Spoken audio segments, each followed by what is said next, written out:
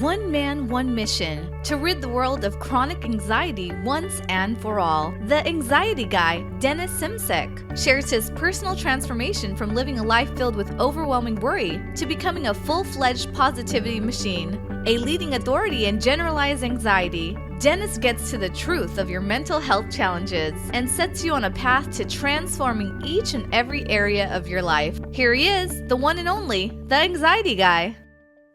Warriors, welcome. This is episode 257. You are listening to the Anxiety Guy podcast. I'm Dennis Simsek, your host, and this podcast episode is brought to you by my weekly newsletter, Freedom Fridays. You can sign up for that weekly newsletter and get 10% off any of my programs by going to theanxietyguy.com and filling out the opt-in form bottom right. Fill out that opt-in form, receive the digital copy of Me versus Myself, my first ebook, and get 10% off any of my programs at theanxietyguy.com. Your evening habits are vitally important because the key to healing anxiety and total transformation is momentum. Gathering the right kind of momentum throughout the evening tends to make us feel like we have more permission to believe something different about the unknown. To believe something different about the unknown. Can you imagine? Instead of believing what others have believed in your past and integrating that belief system into your reality, you are now believing something different about the unknown. Not what you hear on TV, not what you hear on the radio, not what others tell you, but your own ideas around the unknown. When people think about experiencing something new, whether that be a new belief, a new environment, a meetup with a new person in their lives, they believe that they'll be losing something, and hence the anxiety. That loss is connected to a comfort zone that the adult conscious mind cannot stand. But the child subconscious mind cannot easily separate from. Understand this. So the first evening habit that helped me with my anxiety disorder was recognizing that I needed no further stimulation around 7 p.m. onwards. Because the last thing your nervous system needs is to work harder after a long day. So when you trance out in front of the TV, for example, your conscious mind is no longer active, and your subconscious mind, without fail, accepts whatever is presented to it. So the subliminal and subconscious programming further fuels your beliefs around fear, your emotional and physical depletion, and you distance yourself even further from inner peace by continuing to engage in stimulating activities after 7 p.m. The second habit that helped me end my anxiety disorder was no more victim speak or delusional positive speak. Let's tackle victim speak first. Victim speak only creates an anxiety loop that follows you into the night and the next morning.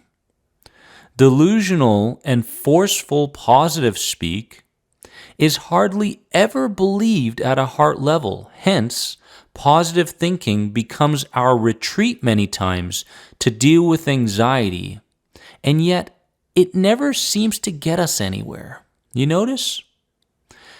Instead, if you're feeling challenged, speak about it, not in terms of using identity statements like I am always X, but in terms of the lessons you've learned by observing your mental and behavioral habits that have brought on the anxiety. And instead of forcefully looking to speak positively, look directly at the very thing that you're looking to cover up with your over-positivity and deal with it. Notice what I'm saying here. If you find yourself using positive thinking as a response to something you want to get rid of, you need to reorganize that response and realize that instead of running from the thing and covering it up with positive thinking, you must look directly at it and deal with it. Notice the difference. Here, we don't believe in band-aids. We don't believe in covering things up. We believe in embracing the messy. And let me tell you, the journey can get messy, and it can get confusing, and you can become more symptomatic as you're healing. Third habit comes down to no more comfort toxic foods in the evening. I'm so happy that I actually stopped this habit because it demolishes our self-respect later on.